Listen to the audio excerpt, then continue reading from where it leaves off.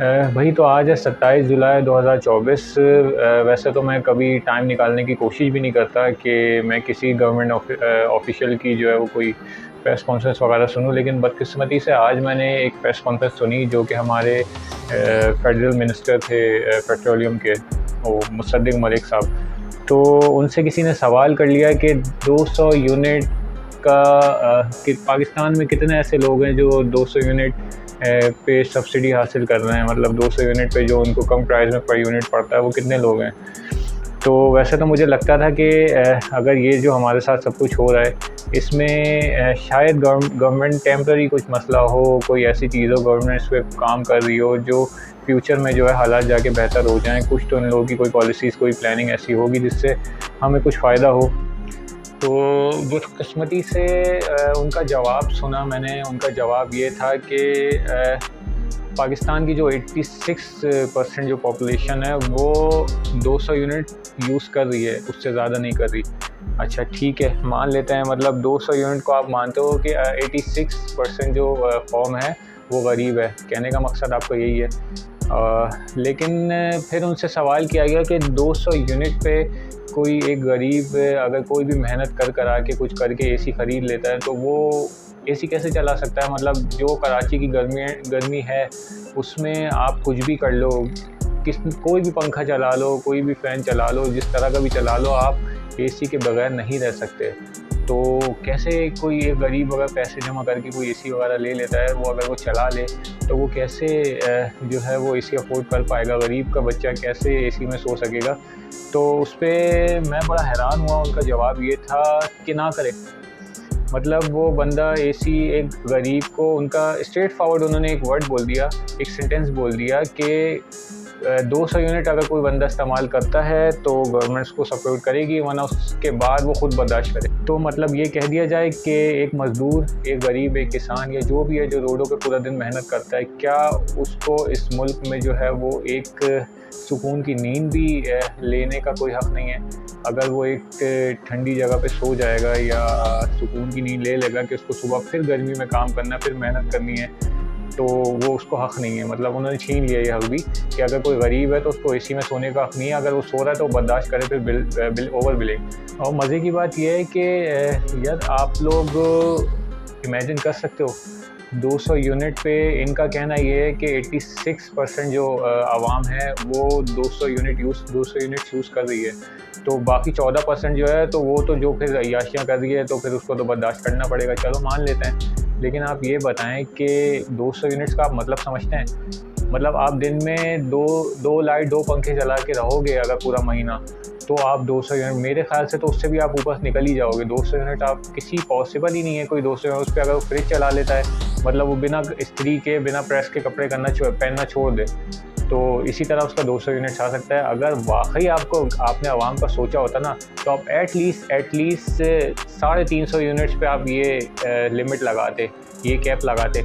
लेकिन आपका जो दिमाग है ना, उसमें रिलीफ देना आवाम के लिए है ही नहीं। मतलब आपने पॉलिसी ऐसी बनाई कि आपको पता था कि कोई भी 200 यूनिट्स कभी भी यूज़ कर ही नहीं सकता, इसीलिए आपने जो है एक फॉर्मेलिटी पूरी करके 200 यूनिट्स लगा दिया। उस पर भी आजकल वीडियोस चल रही हैं, कोई जो है वो रीडिंग लेने जब डेट कोई होती है, वो अगले 1-2 दिन बाद आता है कि गरीब का बिल 200 से ऊपर निकल जाए। लोग आवाम उसको पकड़ रही है, जो वीडियोस चल रही हैं। तो यार आप मतलब क्या पॉलिसीज़ बनाएं। इस मुल्क में बेसिक नेसेसिटीज़ के लिए लोग रो रहे हैं, बिजली, पानी, गैस, और मतलब एक ठंडा कमरा करके जो गर्मी में लोग बर्दाश्त कर रहे हैं। ये जो मुल्क का आप लोगों ने कराची को कंक्रीट का पूरा एक स्ट्रक्चर बना के रख दिया है, अगर उसमें एक बारिशों का कोई चक्कर नहीं है, कोई सीन नहीं है, तो उसमें एक बंदा जो है अपने मतलब ठंडक में भी नहीं सो सकता। एक गरीब को यह हक़ नहीं है कि वो एसी की फैसिलिटी या एसी में सो सके। आपने उससे वो हक़ छीन लिया, और आप आपको इस पर कोई जो है पछतावा नहीं है कि आपने क्या पॉलिसी बनाई है। आप उस पर खड़े हुए हो, अपने स्टैंड लेके खड़े हुए हो, और बहुत फ़ख्र से बता दो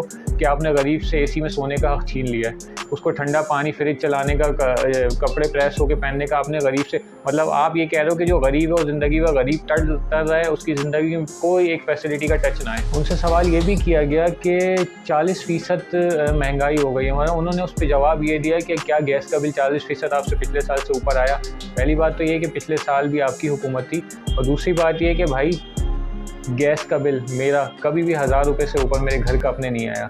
आज वो 5-5 हज़ार आ रहा है। तो ये 40 में शायद आप एक शून्य लगाना भूल गए। वो 400% महंगाई बढ़ चुकी है मेरे भाई। मैं ये नहीं कहता आप करप्ट हो या मैं कोई बहुतान नहीं लगाता, आपकी पॉलिसीज़ बहुत ख़राब हैं। मैं आपसे चलें, आपको वो 86% जो आपका कहना है कि जो एलिजिबल हैं, जो 200% यूज़ कर सकते हैं, उसके ऊपर उनको नीड नहीं है। मैं आपसे ये कहूँगा चलें आप थोड़ा सा 86% से अपने ऊपर आएँ। आप आ गए सैलरीड क्लास पे। यार आप बताइए कि आपसे सवाल किया गया कि जिसकी 70,000 तनख्वाह है तो वो उसका हिसाब किताब 20-25 हज़ार मजदूर तो दूर की बात, आप एक 70,000 कमाने वाले एक मिडिल क्लास बंदे की आप उसका अखराजात बता दो। मतलब उनसे ये सवाल किया गया तो उन्होंने बोला भाई आपका ख़र्चा है 70,000, आपकी तनख्वाह है 70,000, तो आप 2,10,000 2,20,000 की चीज़ें क्यों करके बैठे हो? या आपकी गलती हुकूमत की नहीं। तब एक बात बताओ, ये सैलरीड क्लास ने ही जो है वो बेड़ा उठा रखा है इस मुल्क के बोझ उठाने का।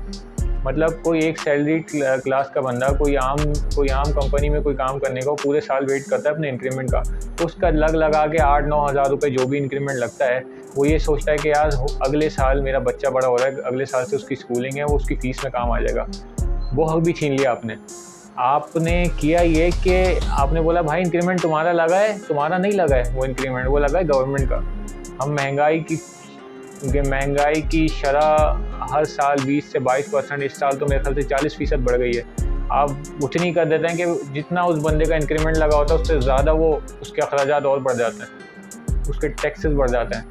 तो आपने मतलब बिल्कुल ही हाथ छोड़ दिया है सैलरीड क्लास का कि एक मेहनत का जो इधर उधर के चक्करों के बजाय जो सुबह से शाम नौकरियां कर रहा है, वो अपनी नौकरियों पे मतलब आप फिर बोलते हो मुल्क का बोझ उठाए। मुल्क का बोझ वो बंदा उठाए जिसके साथ आप बेरहमी का सलूक कर लो। चलें अब आ जाएं सैलरीड क्लास से थोड़ा सा ऊपर आ जाएं, मतलब आप एक एलीट क्लास की तरफ आ जाएं। उसकी एक एग्जांपल मैं आपको दे रहा हूँ। चलें ये जो अभी वाक़या हुआ है, एक एंटरप्रेन्योर जो थे वो कोलन एक्स वाले, क्या नाम है उनका, नाम मुझे याद नहीं है, उनके साथ क्या किया है। मतलब एक माफिया को जो बंदा टक्कर देने चला था, किसी के जहनो गुमान में था कि कोई इतने बड़े माफिया को इतना साइडलाइन कर देगा इस मुल्क में, अपनी एक ऐसी सॉफ्ट ड्रिंक बनाएगा जिससे सालों से चली आई एक रिवायत टूट जाएगी। क्या किया उसके साथ? तो साइडलाइन लगा दिया उसको, बेचारा कई दिनों से गायब है, कोई एक न्यूज़ नहीं, कुछ भी नहीं आ रहा टीवी पे। भाई इतने बड़ा एसेट है वो इस मुल्क का। पहली बार किसी ने, आप ऑटोमोबाइल इंडस्ट्रीज़ में जो 2 बिग 3 थी, इनको तो आज तक कोई साइडलाइन नहीं कर पाया। एक बंदा था जिसने सॉफ्ट ड्रिंक्स की मार्केट पूरी तोड़ मरोड़ के रख दी, आपने उसको साइडलाइन, ऐसे हो गया वो साइडलाइन। आपका एसेट है यार वो, आप उसका पता तो लगाओ, आप लोग उसको पूछ ही नहीं रहे हो। और एक लड़का जो बहुत ही खूबसूरत लड़का, बहुत ही प्यारा लड़का, मतलब मैंने उसकी प्रोफाइल देखी तो उसकी आंखों से लगता है कि वो ज़िंदगी से कितना प्यार करता था, पाकिस्तान से कितना प्यार करता था। उसकी नॉर्दर्न एरियाज़ की पिक्चर्स, उसका वो हंसता चेहरा, मतलब एक डॉक्टर, ऐसा खूबसूरत डॉक्टर जैद माकड़ा जिसका नाम था। कोई उसके माँ बाप से पूछे जिसका बेटा 3 दिन से गायब है और कुछ पता नहीं, कि बिना किसी वजह के, बिना किसी जवाब के एक सवाल बना खड़ा है और वो घर से गायब है। अपनी ड्यूटी के लिए, अपनी शिफ्ट के लिए वो 8:15 बजे घर से निकलता है और उसका आखिरी बार मोबाइल ट्रेस होता है घर के पास ही, और उसके बाद से उसका कुछ पता नहीं है। कौन इस चीज़ की रिस्पॉन्सिबिलिटी लेता है कि उसको रिकवर करे? मतलब कोई इस सवाल का जवाब देने वाला है कि उसके साथ क्या हुआ है, कहाँ गया है? और कितने ऑनेस्ट लोगों, कितने लॉयल सिटीजन्स और पाकिस्तान से मोहब्बत करने वालों का इम्तिहान लिया जाएगा यहाँ पर। मतलब एक गरीब जो इस मुल्क के लिए मेहनत कर रहा है, एक सैलरीड क्लास जो इस मुल्क के लिए मेहनत कर रहा है, एक एंटरप्रेन्योर जो इस मुल्क को अपने पाँव पे खड़ा करने की कोशिश कर रहा है, आंखें से आंखें मिलाना सिखा रहा है, और एक ऐसा काम जैसे डॉक्टर्स, इंजीनियर्स, सब इस मुल्क के खातिर पता नहीं क्या क्या बर्दाश्त कर रहे हैं। कोई है उन लोगों की लॉयल्टी का हक दिला सके? उनकी लॉयल्टी पे जो सवालिया निशान बन गए हैं उस पर कोई जवाब देने वाला है? और कितने लोग इस मुल्क पे इम्तिहान देंगे अपनी सिंसियरिटी का, अपनी लॉयल्टी का?